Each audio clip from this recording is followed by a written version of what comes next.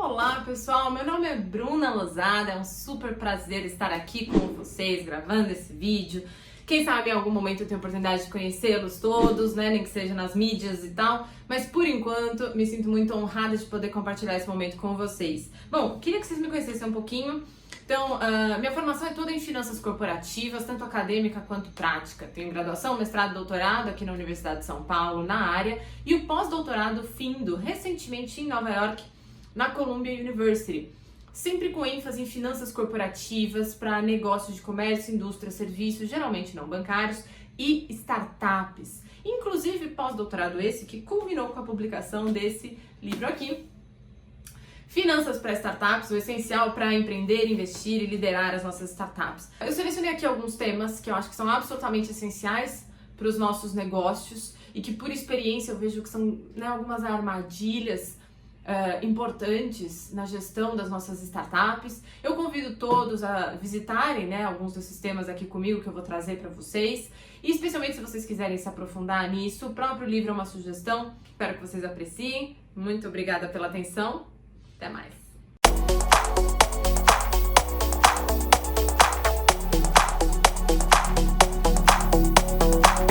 Gente, vamos falar sobre lucro e caixa. Você pode já ter ouvido falar daquela máxima, cash is king, o caixa é rei, né?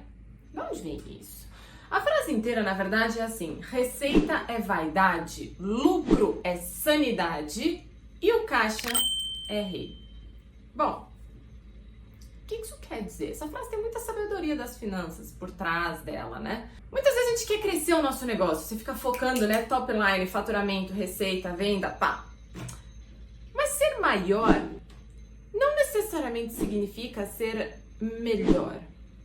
E é isso que é a verdade por trás desse receita é vaidade. E no mundo das startups isso é um tremendo desafio. Nesse processo da gente buscar um crescimento exponencial, é natural que a gente foque numa medida que é mais intuitiva, mais acessível, mais fácil de você mensurar e controlar, que são as nossas vendas, as nossas receitas. E aí você foca, vamos crescer receita, crescer. Só que nesse processo de crescer receita, a gente pode cair numa armadilha de fazer isso a qualquer custo. E quando você vai ver, você pode estar com uma receita que não compensa os gastos da sua operação para sustentar, para propiciar essa receita. Ou seja, você não tem lucro, você tem prejuízo. Ah, Bruna, mas não tem problema, startup não dá lucro. No curto prazo não tem mesmo. Por quê? Porque a gente olha para o futuro e a gente vislumbra um futuro em que é possível você chegar naquele momento do negócio tornar economicamente viável, você ter receita e ter sim lucro. Você enxerga isso. Você enxerga isso com fé, você acredita nisso. E todo mundo acredita. E se todo mundo acredita, então essa startup tem valor. Mas todo mundo acredita enquanto o quê? Enquanto isso parecer um futuro factível, razoável, que você acredita que você pode de fato chegar lá. A partir do momento que você deixa de acreditar nisso, quer dizer, a gente olha esse modelo de negócio e não há indícios razoáveis para sustentar essa expectativa de que você vá ter lucro em algum momento da sua vida, então o valor desmorona. O negócio só tem valor se de fato ele gera resultado. Top line receita para sempre. Se para sempre não gerar resultado, isso não se sustenta no tempo. Ou seja, por isso se diz que receita é vaidade. A gente tem que não cair nessa armadilha, porque é uma armadilha perigosa. Se você cresce muito em um negócio que, conforme você cresce, pior fica, o problema é só que, você pode estar crescendo o tamanho da sua crise, do seu tombo lá na frente. Então, antes de mais nada, vamos dar um passo para trás para ver o quê? Será que o crescimento vai ser saudável? Será que esse crescimento de receita vai vir acompanhado de uma real expectativa de que isso possa deixar caixa, sim, e deixar lucro na última linha? Se sim, ótimo. Se não, remodela, pivota seu negócio, dá um passo para trás para você achar aquele modelo que diante do crescimento vai deixar a última linha saudável também e não só o top line. Porque se for só o top line, é vaidade. Vamos pro lucro agora? Então, receita é vaidade.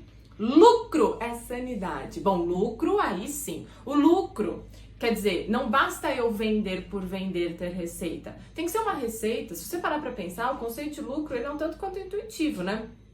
Quanto que você vende, menos quanto custa para você operar, e ter essa sua venda num período, é igual a lucro. Se o custo for maior, custo ou despesa, o seu gasto do negócio for maior, então você vai ter prejuízo. E se você cresce deixando o lucro na última linha, seja imediatamente à vista, ou seja na expectativa de que isso possa acontecer no seu modelo de negócio da sua startup daqui, né, um tempo, então isso é sanidade. Você consegue administrar o seu negócio, você consegue ver o negócio e falar assim, poxa, isso aqui é economicamente viável, porque no fim do dia eu vendo mais caro do que custa. Simples assim. Lucro é sanidade. Mas o caixa? O caixa é rei. Por quê? Por que que o caixa é rei? Vou te falar por quê. Vou fazer um suspense. Quer um chazinho?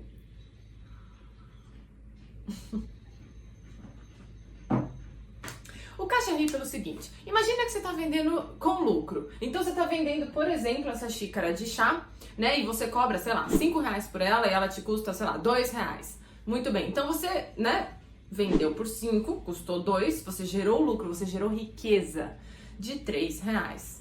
Agora vamos imaginar que os seus gastos, né, da sua operação, que você paga de salário, nananã, né, a matéria-prima, lá que você compra o seu chazinho, e você paga isso à vista.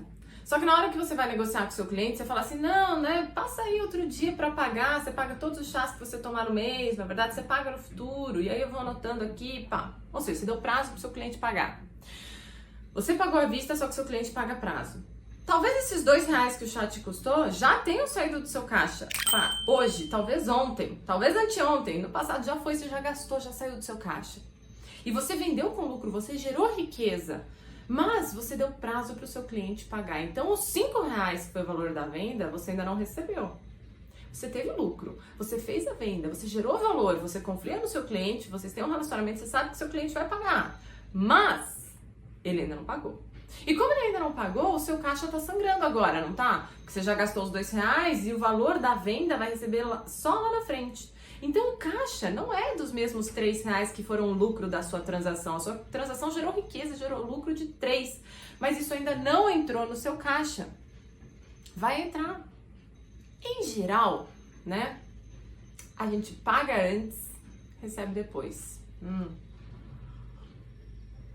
Em geral, na vida é assim. Em média. A não ser que você seja naturalmente um monopólio, um quase monopólio, algo do gênero. Mas em média você paga antes, recebe depois. Ah, Bruna, mas eu tenho um fornecedor que eu só pago depois que o meu cliente me paga. Beleza, mas ninguém tá falando aqui de um fornecedor em específico.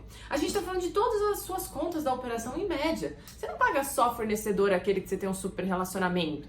Se você consegue negociar 90 dias com o fornecedor, beleza. Mas você tem outras contas na sua operação. Aluguel, energia, salários, etc. e tal. E tudo isso você paga num prazo menor, né? Então, o fato de você pagar um fornecedor num prazo longo faz o quê? Com que o prazo médio dos seus pagamentos seja um pouquinho maior. Então, sei lá, ao invés de 30 dias em média de você pagar as coisas, você demora uns 40 dias para pagar as coisas. Beleza, mas aí você parcela para o seu cliente em várias vezes os pagamentos, isso faz com que os seus recebimentos, que faz parte de uma negociação de venda e faz inclusive muita parte da cultura brasileira do parcelamento, cujas raízes estão no histórico, né, do nosso jeito de pensar um mundo hiperinflacionário e por aí vai, custos de taxas de juros muito altas, não é verdade?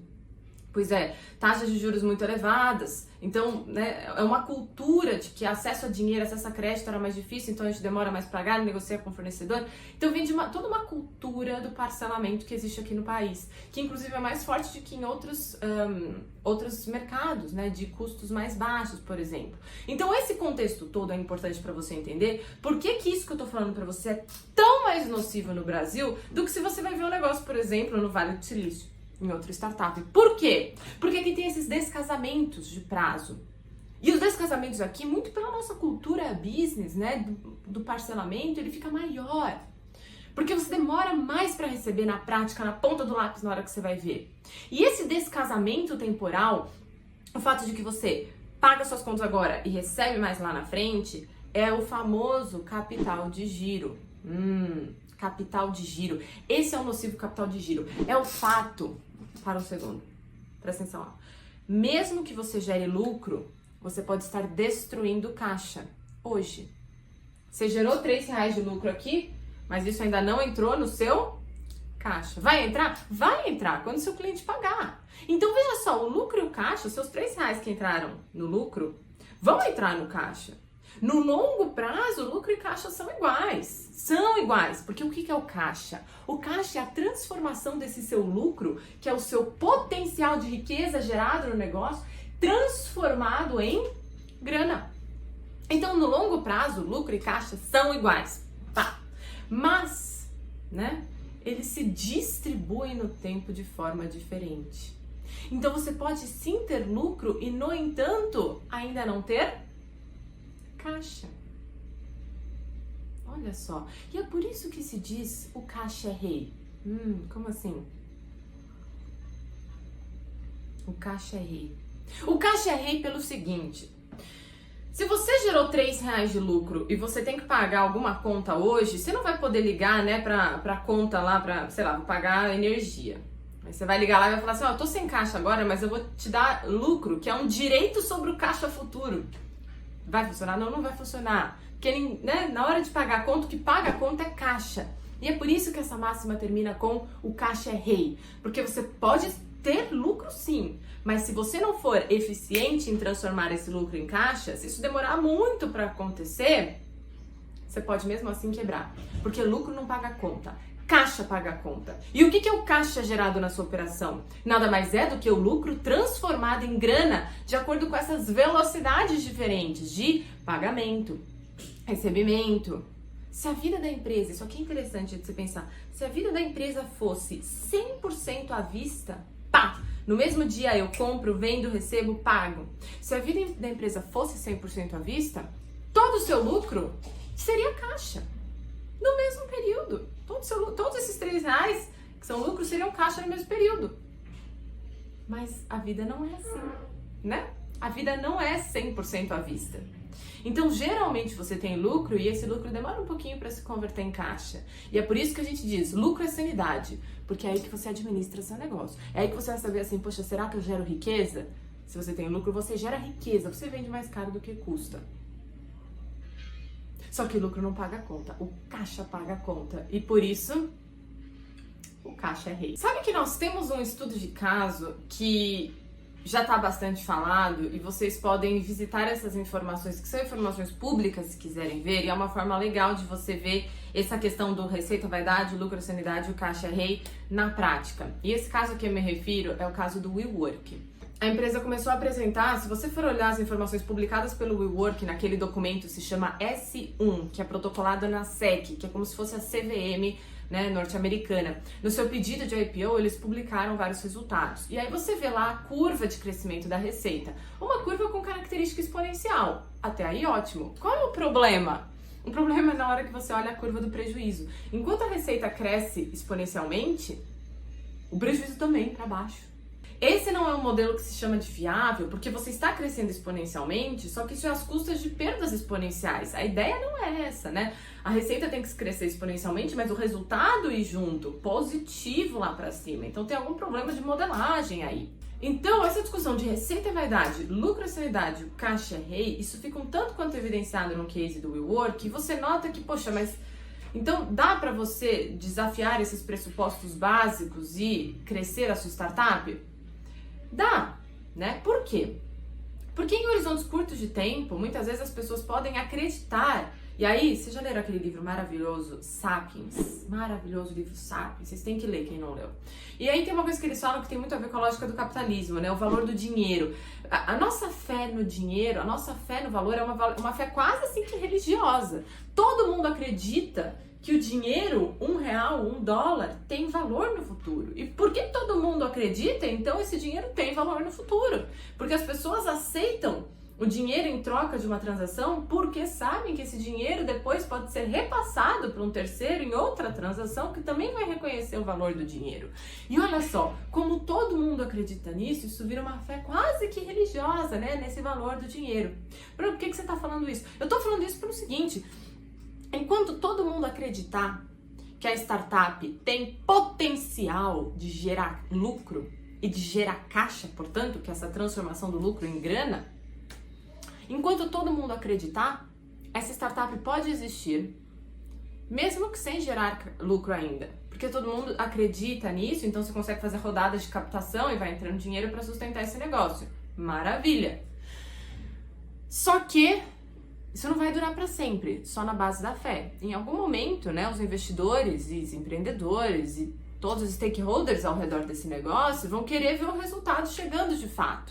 E quando essa hora chegar, se o lucro vier, se o caixa vier, ótimo. O negócio então tem mesmo valor. Provou que vem. Se não, o que vai acontecer é o que a gente viu no caso do WeWork. Se hoje você tem prejuízo, especificamente hoje, isso não é necessariamente um problema, desde que você acredite, e as pessoas ao seu redor também, que as decisões boas estão sendo tomadas para colocar essa startup, né, num caminho de lucratividade e geração de caixa, mesmo que num horizonte temporal um pouco mais longo, porque é aí que entra o DNA da inovação. A gente está disposto a esperar, porque a gente acha que a espera vai valer a pena, não é verdade? Isso aí. Cheers!